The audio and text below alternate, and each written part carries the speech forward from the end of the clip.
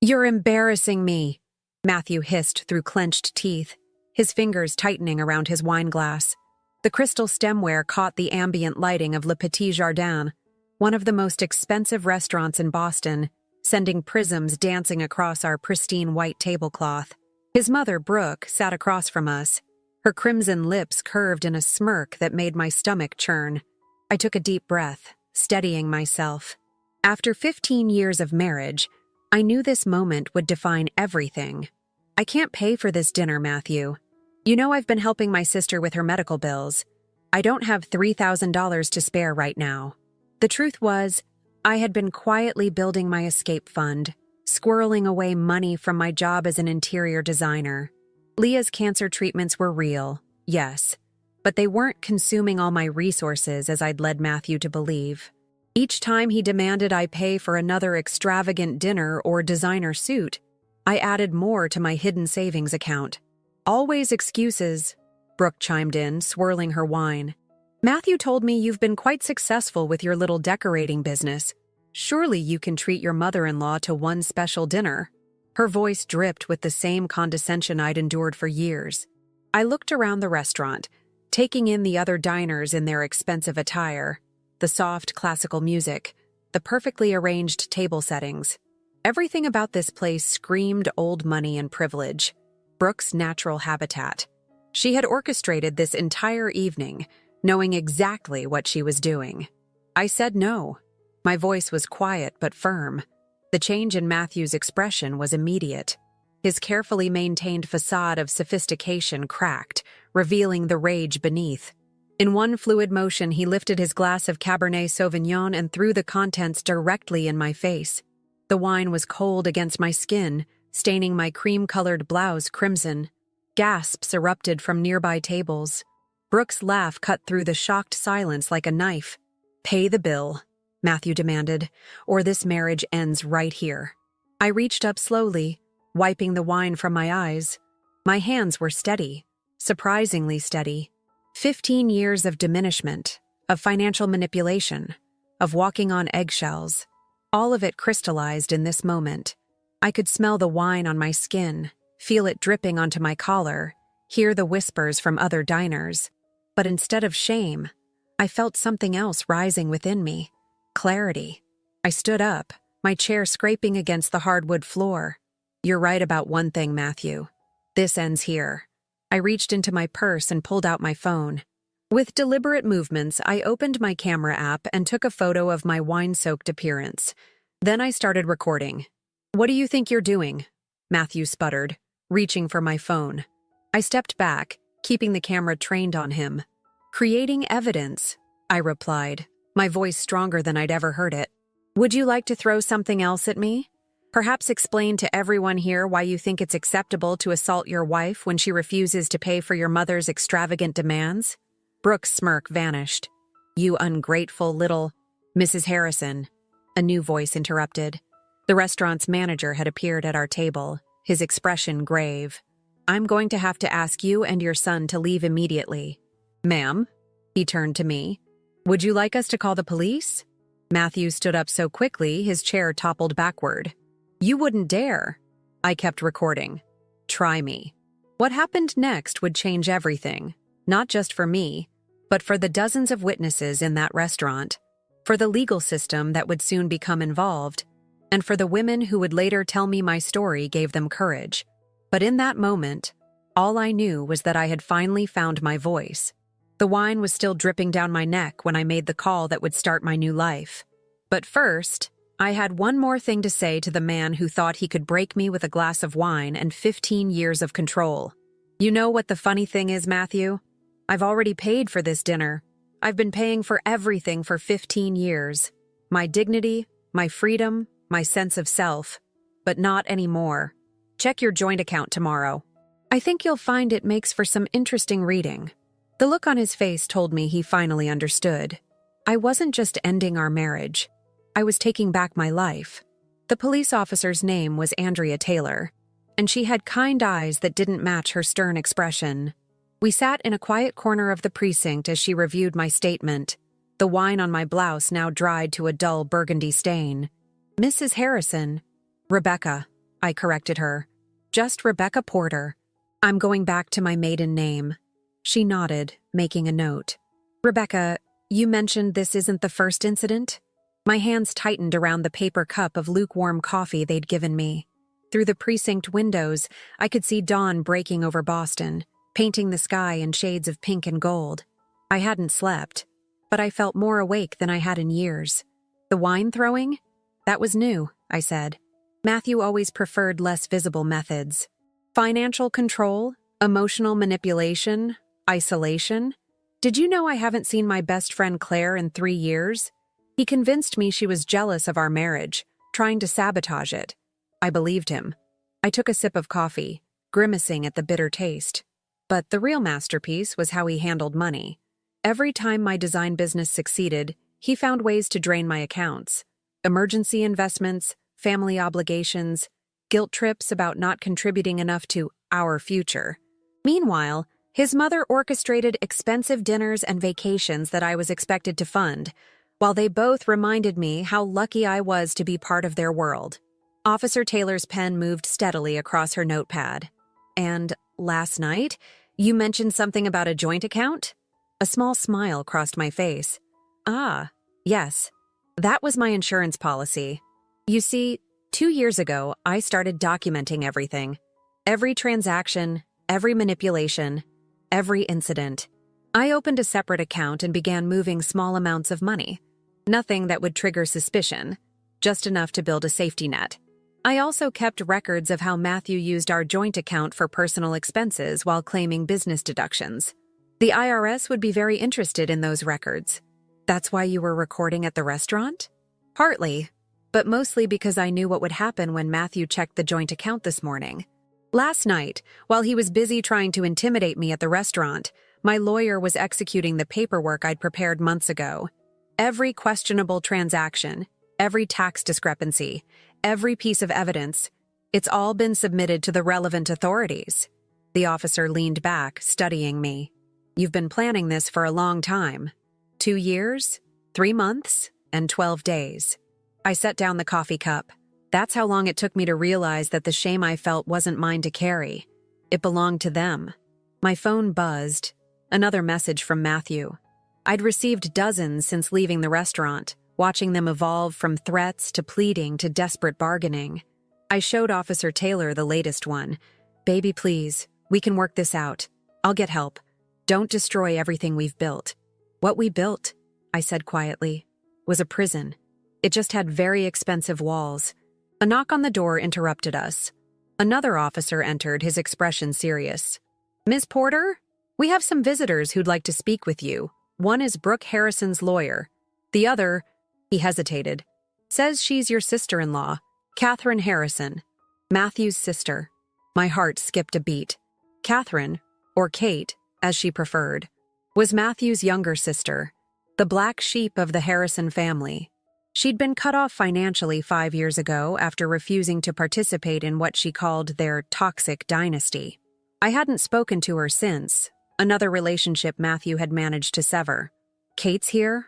My voice wavered for the first time that night. Officer Taylor watched me carefully. Would you like to speak with them? I stood up, smoothing my wine-stained blouse. Yes, but first, there's something you need to know about the Harrison family business. Something Kate and I are probably the only ones brave enough, or stupid enough, to tell you. The officer raised an eyebrow. What's that? The real reason Brooke orchestrated that dinner last night. You see, she recently discovered something I've known for months. Her perfect son, my controlling husband, has been embezzling from his own family's foundation. And I have proof of every transaction. As I followed Officer Taylor to the meeting room, I couldn't help but wonder, was I about to find an ally in Kate, or was this another Harrison family trap?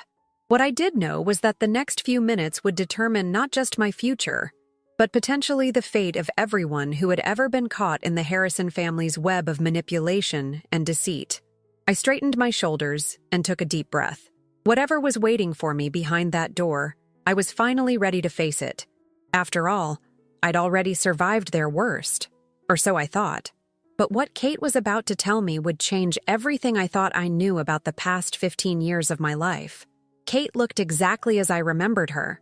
Wild curly hair, no makeup, and a defiant glint in her eyes that the Harrisons had never managed to extinguish. She sat alone in the interview room, no sign of Brooke's lawyer. When our eyes met, she stood up and did something that made my breath catch. She hugged me. "I saw the video," she whispered in my ear. "Someone at the restaurant posted it online. You magnificent, brave woman." I pulled back, confused. "The lawyer, gone. I told him I needed a moment alone with my sister-in-law first.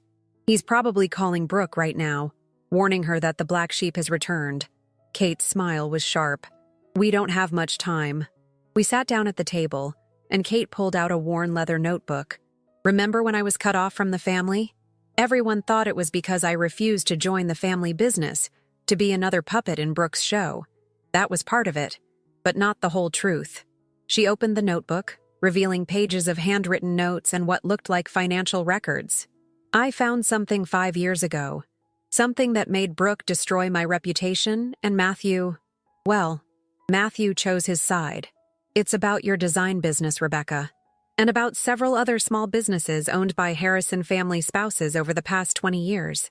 My throat went dry. What about them? They were never meant to succeed.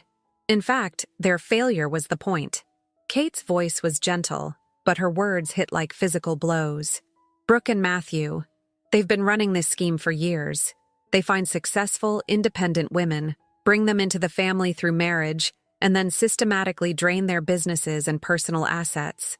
The family reputation and connections lure these women in, and then the manipulation begins." My hands started shaking. The constant expenses, the luxury dinners, the demanded contributions, the guilt about family obligations. It's all orchestrated. They push until the business fails or the woman drains her accounts trying to keep up. Then, once she's financially dependent, they have complete control. I thought about all the other Harrison wives I'd met over the years, Matthew's cousins' wives, family friends. How many of them had been victims of this scheme? How many businesses had been destroyed? But why? I asked, though part of me already knew the answer. Power, control, and, Kate hesitated, money laundering. The Harrison Family Foundation? It's not just about embezzlement. They use these failing businesses to clean money from less legitimate family enterprises. Each bankruptcy, each financial crisis, it's all documented and justified. Perfect cover for moving funds around. I felt sick. That's why Brooke was so insistent about me paying for everything through my business accounts. Exactly. But you did something they didn't expect, didn't you? Kate's eyes sparkled. You kept records. You built an escape fund. You survived. And now they're scared, I realized. That's why Brooke orchestrated that dinner. She found out about my documentation. She found out you were working with an accountant who used to handle some of their legitimate business interests. Malcolm Jones? They've been trying to locate all copies of your records. The name hit me like a thunderbolt. Malcolm had approached me 6 months ago, claiming he'd noticed irregularities in how the Harrison family interacted with my business accounts. He'd helped me understand the patterns, gather evidence. A knock on the door made us both jump. Officer Taylor entered, her expression serious. "Rebecca, we just got a call from your sister Leah's nurse. There's been an incident at the hospital." My heart stopped. What kind of incident? Someone tried to access her room claiming to be family. When they were denied entry, they became aggressive. Security intervened, but... Matthew, Kate and I said simultaneously. "We need to move quickly," Kate said, standing. "There's more you need to know. But right now, we need to get to the hospital. Leah isn't just your sister, Rebecca. She's a witness. 3 years ago, before her cancer diagnosis, she worked as a bookkeeper for one of the Harrison subsidiary companies. The pieces started falling into place. Leah's sudden illness, the timing of her cancer diagnosis right after she'd left the Harrison company, Matthew's insistence on being involved in her medical care. Oh, God, I whispered. They've been monitoring her all this time, haven't they? Using her illness to control me? Kate squeezed my hand. We're going to end this, Rebecca. But first, we need to get to Leah. As we rushed out of the police station, my phone buzzed with a text from an unknown number. The message contained only 4 words, but they made my blood run cold. You should have paid. What waited for us at the hospital would test everything I thought I knew about love, loyalty, and the true price of freedom. But this time, I wasn't facing it alone. The hospital corridor seemed endless as Kate and I ran toward Leah's room, Officer Taylor close behind us. The fluorescent lights cast harsh shadows, making everything feel surreal. My wine-stained blouse drew curious glances from hospital staff, but I barely noticed. All I could think about was my sister. Leah had always been the strong one. Even through her cancer treatments, she'd maintained her quiet dignity, her gentle humor. Now I understood why she'd given me those odd, searching looks whenever Matthew visited her in the hospital. She'd known. She'd known all along. We rounded the corner to her floor and found 2 security guards outside her room. My heart lurched when I saw the disarray in the hallway, a knocked-over cart, scattered medical supplies. But it was the sound coming from Leah's room that made me break into a run. My sister's voice, clear and angry. "I told you to get out!" I burst into the room and froze.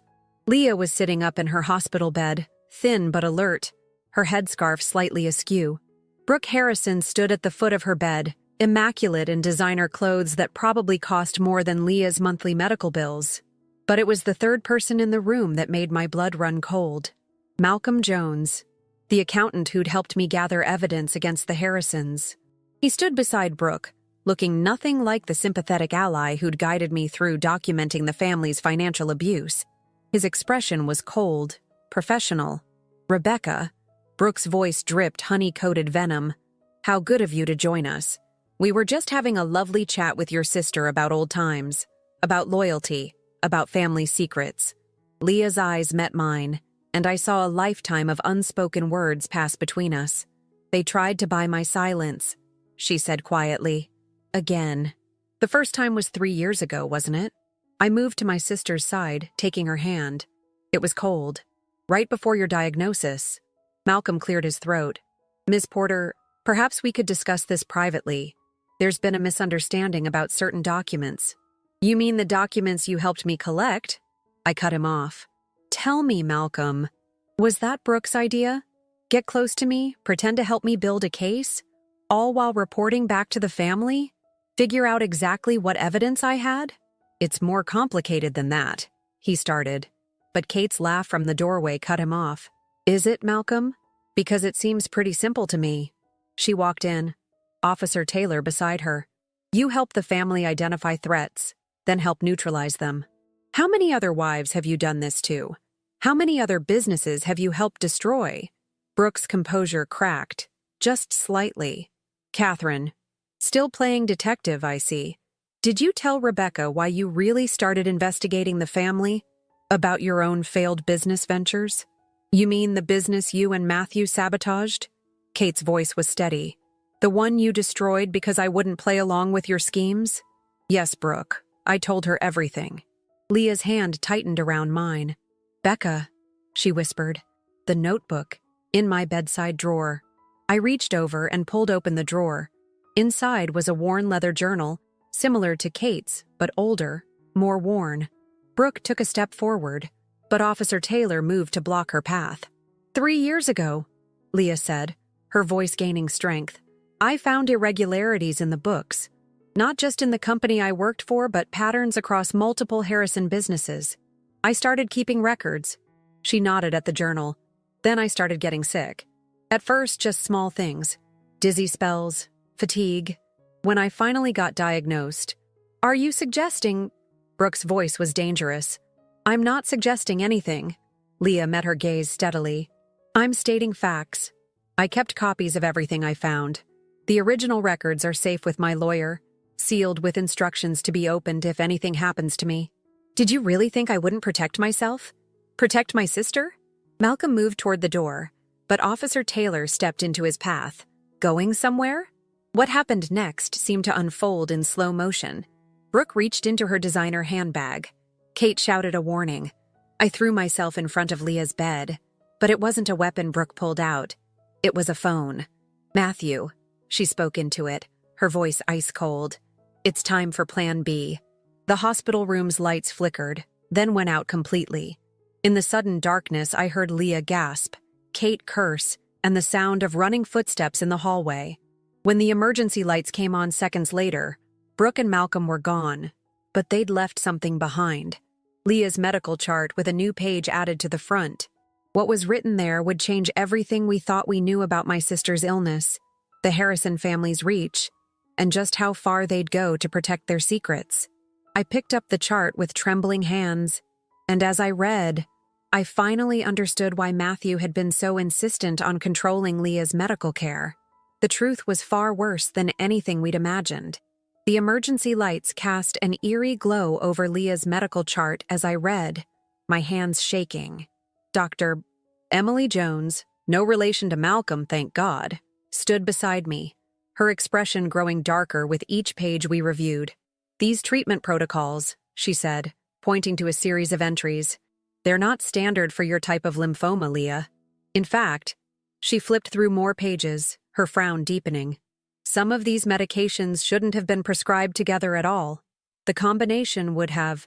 She stopped, looking up at Leah with horror. Would have what? I demanded, though part of me already knew. Would have mimicked and exacerbated symptoms of the cancer, Leah finished quietly, making me sicker while making it look natural.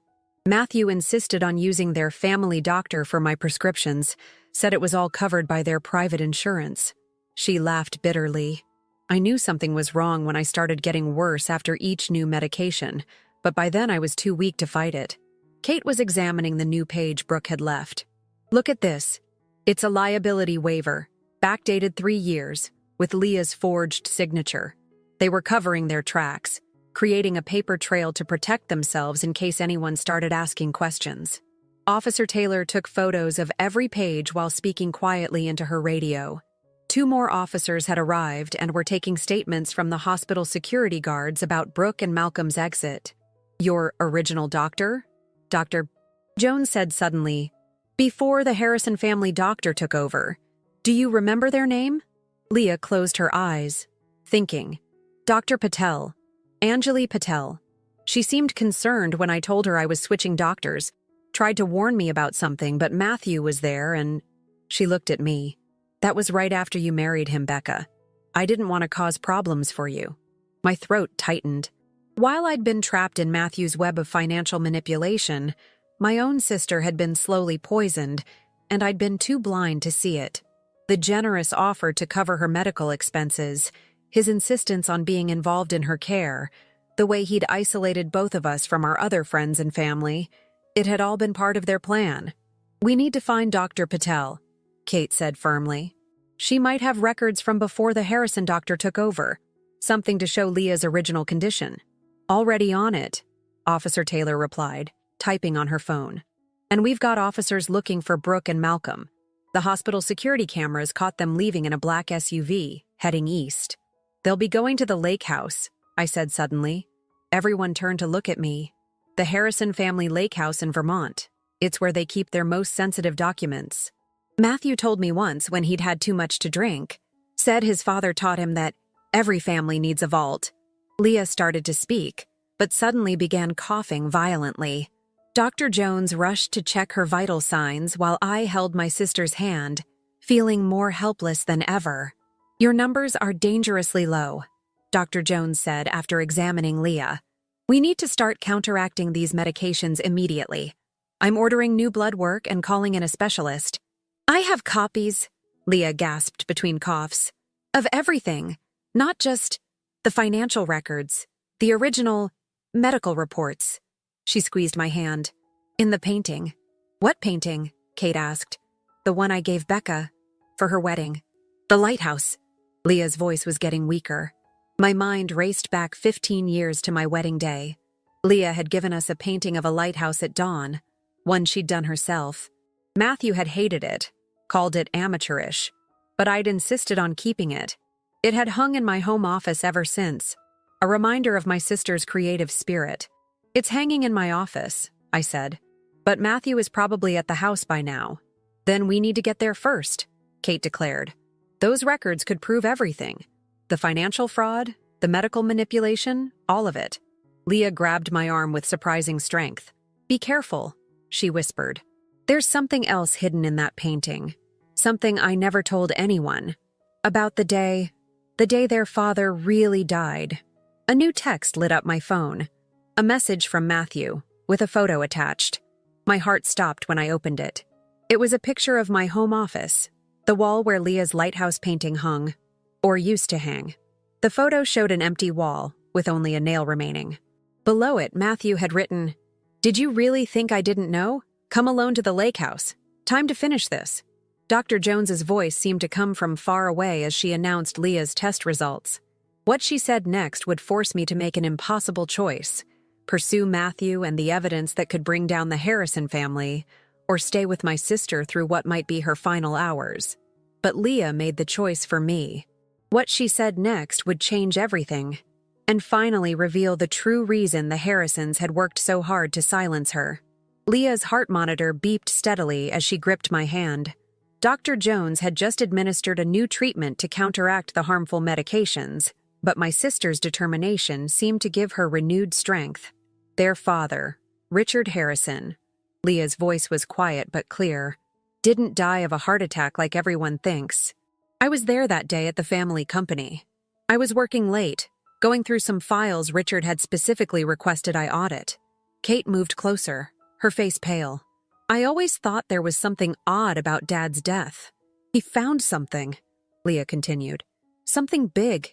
He called me into his office that evening, showed me documents about offshore accounts, shell companies, said he had evidence that Brooke and Matthew were embezzling from the family foundation, using it to launder money from other enterprises. He was going to turn them in." My stomach churned. What happened? Brooke happened. She came in during our conversation. I ducked into the adjacent file room when I heard her voice. Richard and I had already learned to be cautious. Through the door's window, I saw... Leah paused, taking a shaky breath. I saw her put something in his coffee. He collapsed minutes later. "You witnessed our mother murder our father?" Kate's voice cracked. "I took photos with my phone. Got videos of her calmly calling security, playing the grieving wife. I also managed to grab some of the documents Richard had shown me. That's what's hidden in the painting, Becca. Not just company records, but evidence of Richard's murder." Officer Taylor, who had been quietly taking notes, stepped forward. "Why didn't you come forward then?" "Brooke saw me. Not that day, but a week later. Made it very clear what would happen to my sister if I ever spoke up. Then, a few months later, Becca met Matthew." Leah looked at me apologetically. "I tried to warn you, but you were so happy. By the time I realized what they were doing to you, they had already started poisoning me, making sure I stayed quiet, using my illness to control both of us." Dr. Jones checked Leah's latest test results. "The new treatment is working, but slowly. We need to keep her under close observation for at least 24 hours. My phone buzzed again. Another message from Matthew. 1 hour. "Come alone, or the painting burns, along with everything else you care about. Go," Leah said firmly. "I've got Dr. Jones and the police here. Kate can stay with me. You need to end this." "It's not safe," Officer Taylor warned. "We can send a team to the lake house." "No," I said, an idea forming. "Matthew expects me to come alone, and that's exactly what I'll do. But first, I need to make a call." I stepped into the hallway and dialed a number I hadn't used in 3 years. It rang twice before a familiar voice answered. "Rebecca? Is it really you?" "Claire." I fought back tears at hearing my best friend's voice. "Remember when you told me there was something off about Matthew? About the whole Harrison family? I need your help. You still work for the FBI's Financial Crimes Division, right?" 20 minutes later, I was in my car, driving toward the lake house. In my rearview mirror, I could see the unmarked vehicles following at a discreet distance. Claire's team, coordinating with local law enforcement. My hands were steady on the wheel as I rehearsed the plan in my head. What Matthew didn't know was that while he'd been focused on Leah's painting, he'd missed something far more important.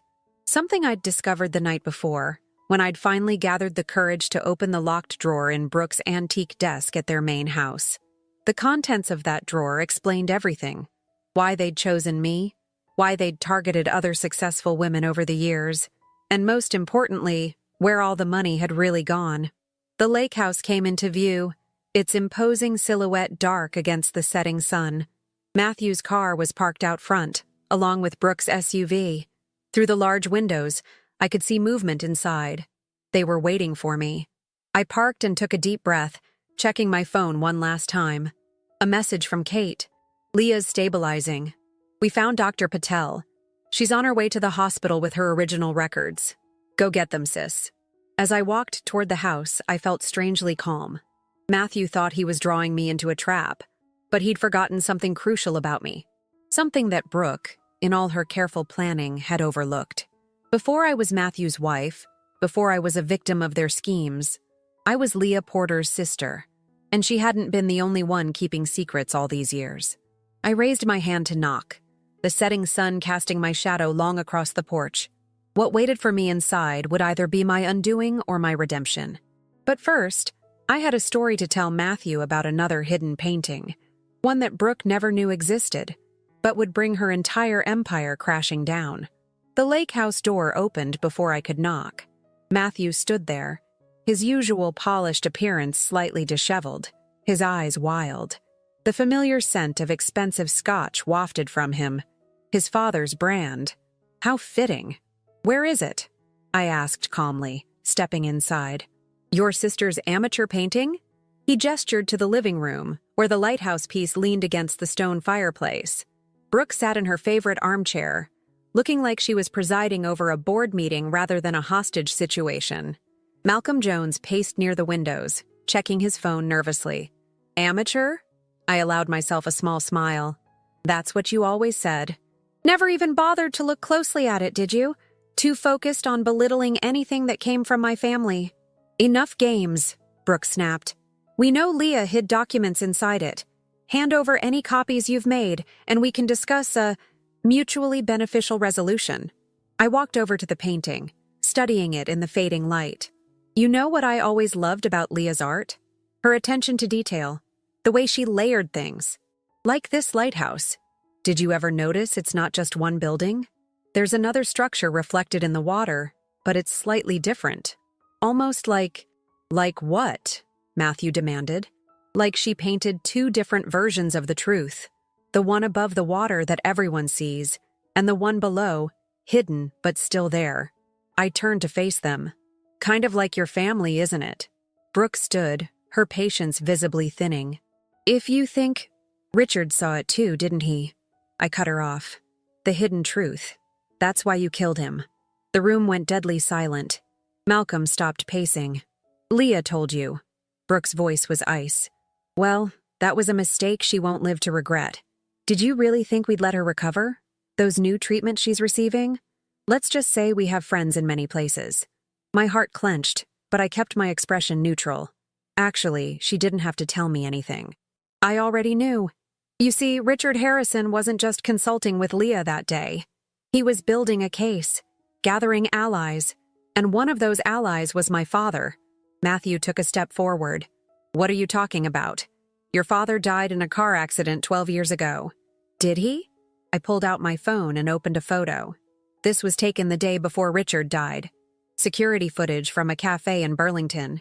I held it up, showing Richard Harrison sitting with my father, documents spread between them. Dad was an forensic accountant. He'd been tracking your family's activities for years. When he got too close, I let the sentence hang. Brooke's composure cracked, just slightly. You're bluffing. Am I? Where do you think I learned to keep such detailed records? To build evidence so carefully? Dad taught me everything before you had him killed. And I've been planning this moment since the day Matthew first asked me out. I turned to my husband. Did you really think it was coincidence that you met me at that charity gala? That I just happened to be the successful businesswoman you were looking for? Matthew's face went pale. You knew. All this time? I knew what you were. What your family did to successful women.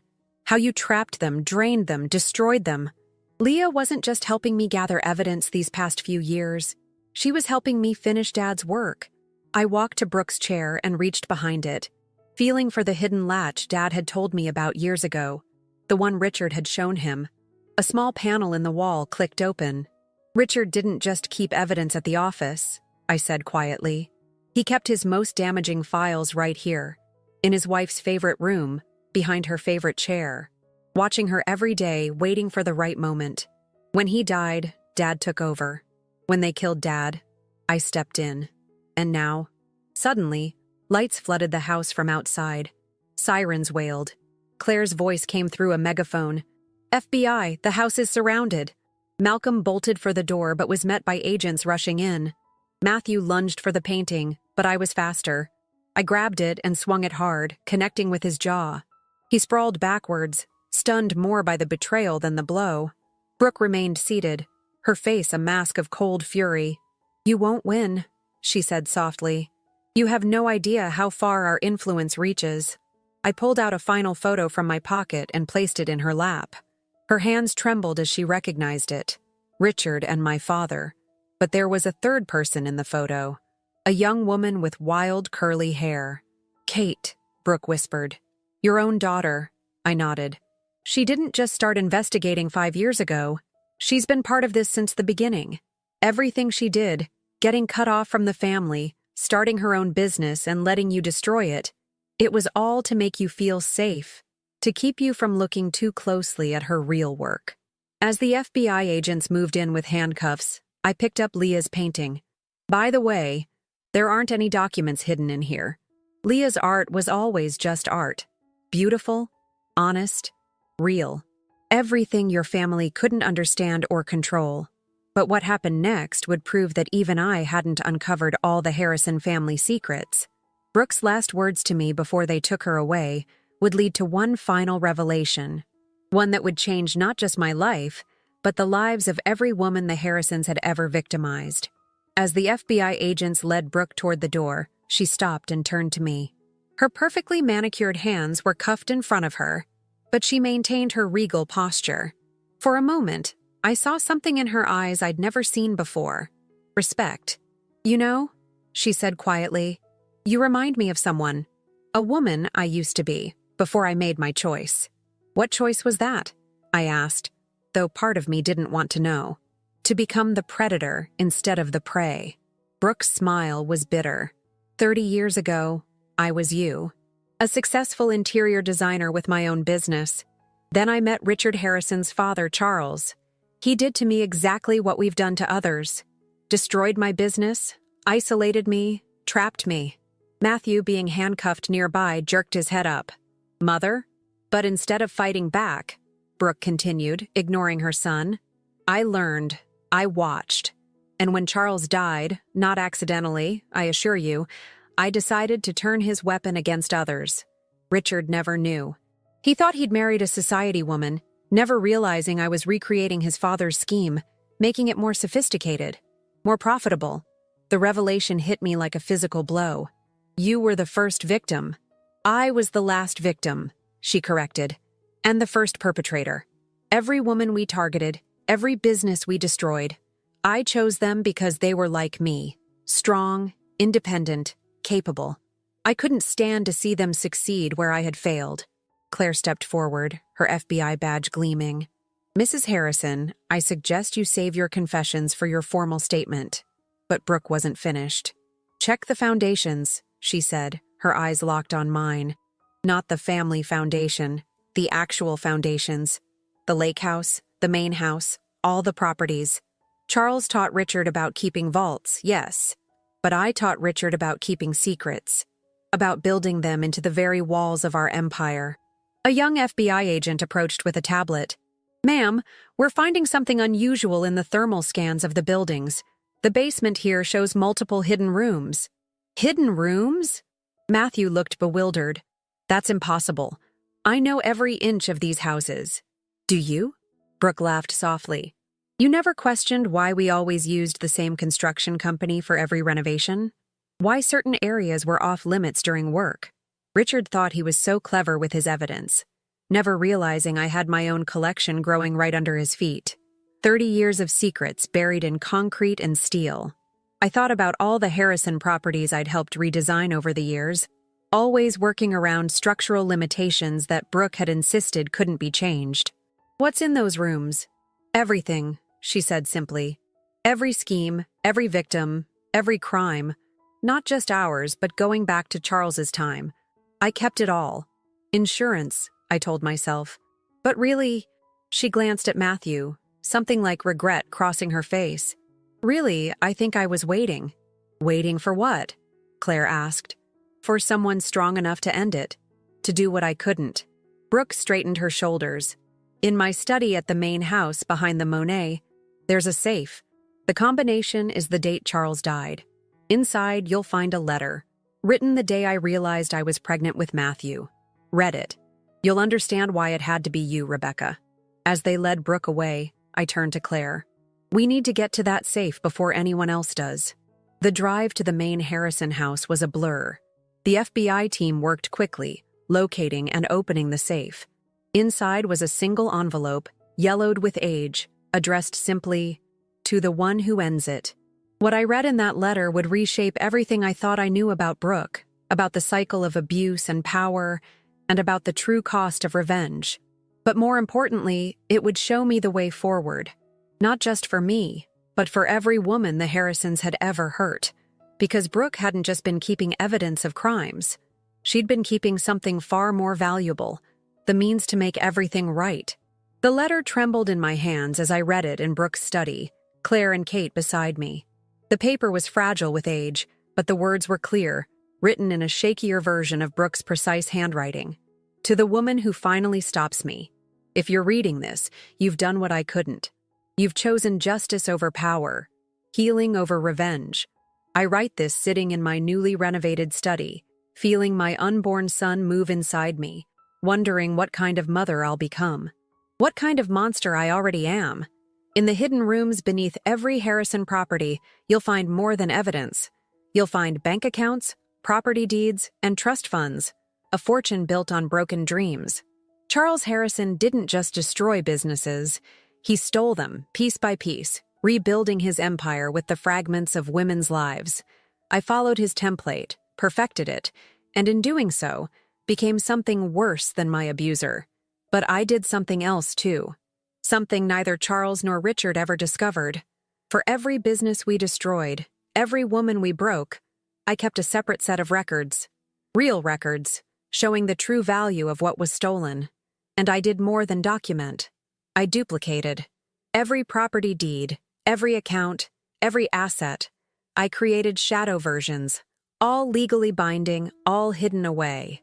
With this letter, you'll find a key to a safety deposit box at First National Bank. Inside is everything you need to transfer it all back. Not just to return what was stolen, but to restore what was lost with 30 years of interest.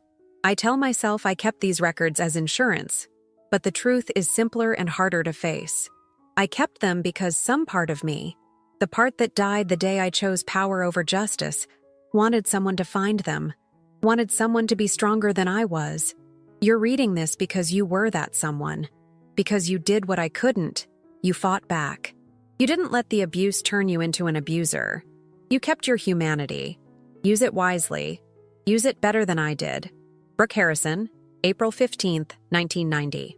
3 months later, I stood in the newly renovated Harrison Foundation building, now the Eyes Open Foundation for Women's Economic Justice. The hidden rooms had yielded exactly what Brooke promised, the means to restore everything the Harrison family had stolen, with interest. But they'd revealed something else too, something Brooke hadn't mentioned in her letter. "Ready?" Kate asked, adjusting the sign above the building's entrance. I nodded, watching as women began arriving for the foundation's opening day. Many were familiar faces, Harrison victims, now survivors, each carrying their own stories of loss and resilience. But they weren't here just to receive restitution. They were here to help guide it, to ensure that what happened to them never happened to anyone else. Leah, now in remission thanks to proper treatment, stood beside me. The proper medical care, funded by the recovered assets, had reversed much of the damage done by the Harrisons' deliberate poisoning. Did you ever think, when you married Matthew, that it would end like this? No, I admitted, watching as Claire led a workshop on recognizing financial abuse. But I never thought Brooke would help us fix it either. That had been the final surprise in the hidden rooms. Journals, dozens of them, chronicling Brooke's struggle with what she'd become.